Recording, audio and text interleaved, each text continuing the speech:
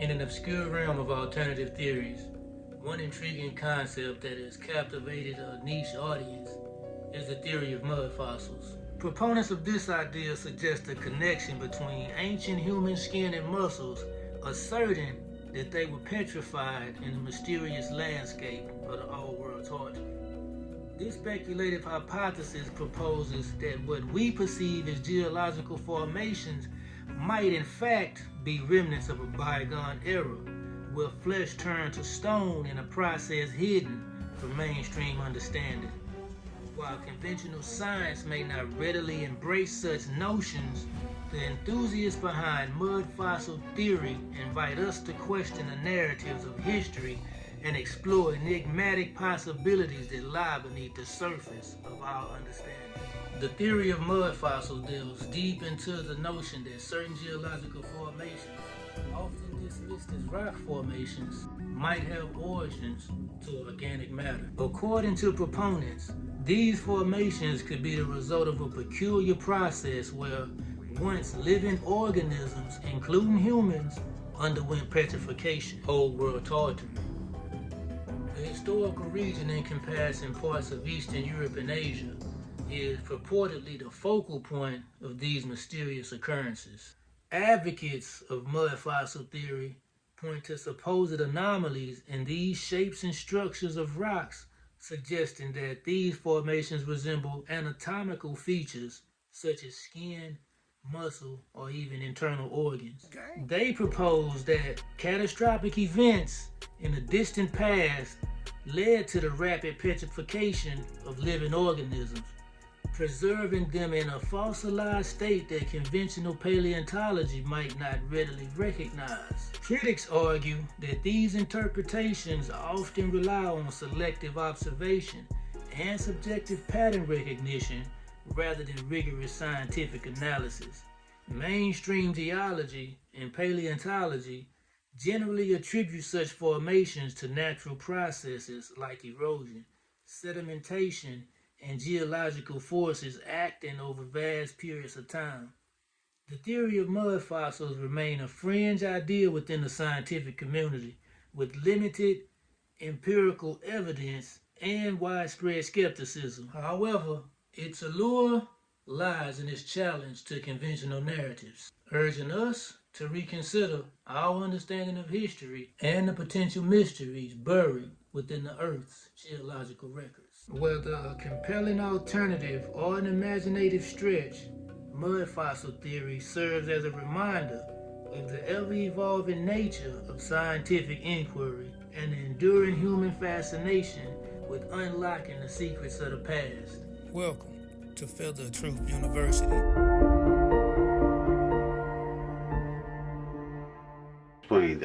This is a lot. Additionally, this is an identification video, how to identify mud fossils and to look for the different colors and the anatomy and so forth. And as you can see here, that's the chest of a human at one time, and I'll show you why I say this in a minute. And that is in his chest cavity, his lung, and these appear to be his ribs, and this would be apparently the liver. And it's these videos are by Brian Forrester, and he is going out doing the kind of work that should be done. He's going out looking. It's a strange weathering pattern. Yeah, it's very strange. And who is going to expect to see a human being inside of an Egyptian statue, which is exactly what this is an Egyptian statue. And I'll show you. You know, here he is going down. He's walking. Let's take a look down his head. Well, here's the foot. First of all, you see this? It says looks melted. What's coming out of his foot is the blood. This is actually blood, and it's petrifying. Now, that's vein blood, and that is very unusual. I'm going to play this, and you'll see. Look it down here, and you're saying, oh, it's melting. Well, it looks like it's melting. See it? It looks like it's melting, but that black blood is vein blood. Now, look at the size of this thing. This is no puppy. That's, look, you see it? That's a statue. That's an Egyptian statue. Now let's keep watching. That's where I just showed you the stuff that was inside his body. So, and I'm saying, well, how did this get on here? Well, that crust is what is granite. Granite is not a natural stone. Granite is crushed stone that has no minerals, no metals in it. All of it's been alchemist has worked on granite, and they've taken all of what they wanted out of it, they leached it out of there with acids and so forth. And they understood how to do this, and the leftovers were granite. They crushed them back together, and they fused them somehow. I'm not certain how that process worked, but they did. And this is crusted over quite obviously. Now, this is what I'm saying happened in that Colossus. Why they should put them inside of statues, and I find a number of these now. This is not unusual. So that's why I'm going to show you a couple of the Colossus and another one very similar that I am saying you're going to see these characteristics of blood and of tissues that are not, they cannot be denied. And you'll see when I show it to you. So this is going to be an ID, and it's also going to be to show you what is inside of these statues that we've always thought were just statues. Obviously some of them are carved out of something, but these are not carved. I can show you, and I will stand behind 100%. If anybody can prove to me that that nothing biological is coming out of these places I'm showing you, I would like to see that done. All right, that's all I have to say. All right, this is the evidence I'm presenting to say that this Colossus was real. Now, I want you to look at his knee here. Let me back out of here, and then we'll come in. All right, well, hold on. Let me do it this way. You see this guy here? All right. I'm saying that was real. And there's no question they're in the statues in Egypt. I found that, and that's absolutely certain. The ribs and the lungs and all that stuff are there, so that's not even a question. Now, this is my evidence. You see this red, rusty looking stuff coming out of here? And this stuff is like glued on there. All right, you see this red looking stuff here? You see these dots in here? That, and I do deep research on mud fossils, and that, my friends, is two different situations going on here. That is the blood running out of the arterial. Now, you don't see the black blood because that's FeO2, and it locks itself into the veins. But the FeO3, red blood, is purged out, and here it is right here. Now, I'm going to show you something here. Look, this is skin. All right, that's what skin looks like. And on the inside of skin, you see what I have here? That's that rusty looking stuff that you see there. You see it? And there's the black looking stuff, because what happens is as the red oxygenated blood gets used and moves across, it turns black as the ace of spades, and then gets sucked back up to be reoxygenated. Now, this is the inside fleshy part, and that is the skin, and that is the skin thickness of this very small piece. Now, the dots I said there are these dots right here. You see that? That is a fingertip or a toe, I'm not sure which, but it comes down here. They separate right off like that, and then it comes down, and then one side, this will be the vein side, I believe, and the arterial side blows out, and that is the skin investments that lock the surface layer of skin down. Well, not the surface layer, actually. That's the second layer down. This one here, you see this one here? You see the top layer? I don't know if you can see the dots on that. A little water, you can probably see it. But that is a fingertip. And it has eroded. And you see the little tip on the end, that little dot on the end? You see that? That is what's called the apical tuft. It's right here. See, the apical tuft. Go to any anatomist, they'll tell you that's what it is. And that sits right at the tip of a fingertip. So that's what's called a distal phalanges fingertip. No, and I have mud fossils. They turn into meat. I mean, it's absolutely phenomenal what can happen, and of course the complete articulation of bones and organs and lungs and hearts and kidneys and everything. You see that? That's where a ligament invests. You see those little tiny holes in there? There's a ligament balls that go in there, and then there's little tiny straps that come over and hold the other bone tight against there so it can't get away. And then there's all these other holes up here, which and on the sides are for your ligaments, your tendons, to pull your bones back and forth and your muscles. It's absolutely incredible. But anyway, this is my evidence to prove what I'm saying. And you can see the dots I'm talking about. You see the blood investment. You see all that stuff. It's coming out of his face and out of his mouth in that area, which is kaolin clays. You can see the colors there. Colors are very, very, very indicative of what the chemical composition is.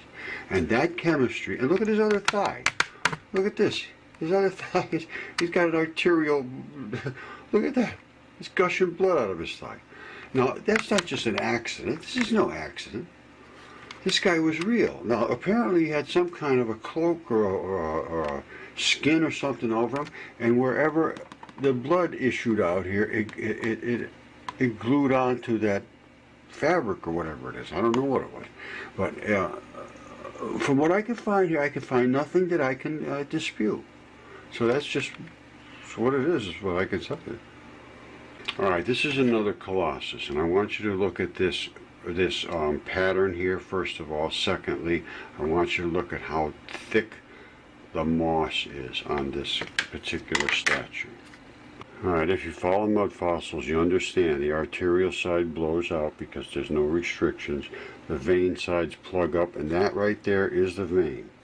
And that black dot is the vein, and that is where the vein has congealed all the blood, and it's black.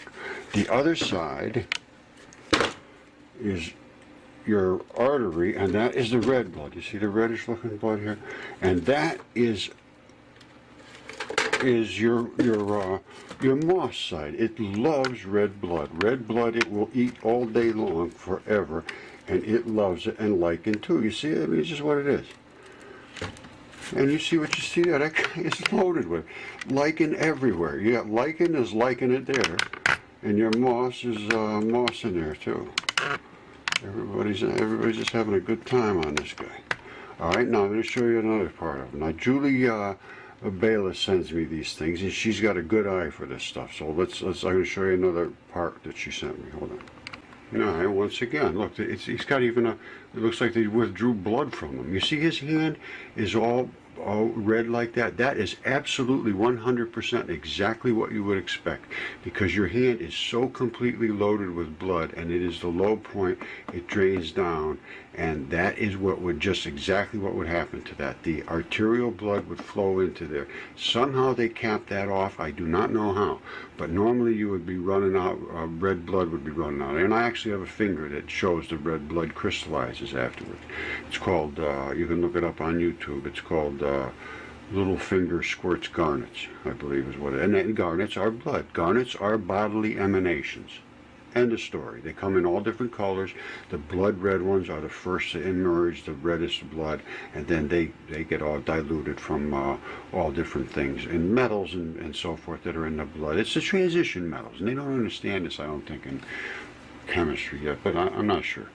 But that red blood is leaking out of his shoulder, and this is what you would expect.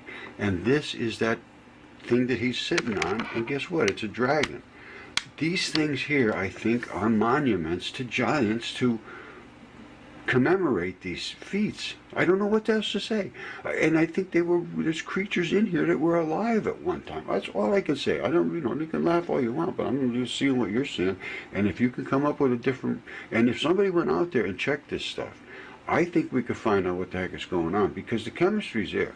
It's not something you can deny it once you see, like you saw the thigh and so forth of that Colossus. It's hard to, nobody's going to deny that to me. You can't deny that. You just laugh at it, but you can't deny it if you go out and examine it correctly. You see his hand, and you see the finger or the toe that I showed you before? They have blood coming in and coming back, coming in and coming back, coming in and coming back. You are flushed with blood in your hands. They are extremely dense with blood. And when they become the low point of a guy's body, it'll just squirt right out of these holes. But the vein side will not squirt. The vein side clamps off. They have little valves inside here that say, oh, you can't go backwards, you've already been used. The artery has no such restrictions. They just pump in there like there's no tomorrow. That's why if you cut yourself in an artery, it's going to go squirt, squirt, squirt, squirt with every heartbeat. That's the case. You see the lichen on the guy's foot? And when you look up in here, you can tell that bone is broken out of here. And these are where the tendon emplacements are, around the sides. There's actually what they call an abrupt transition. It goes from, and it cracks right across there. And that's, believe it or not, the plateaus that we see. And I'm telling you, you can laugh all you want, but these are facts. And you see this lichen all over? That lichen is there because it's looking for blood. And it's right in there. I don't know if you see what I see, but I see a guy sitting on a dragon scaled body. I don't know what else to say.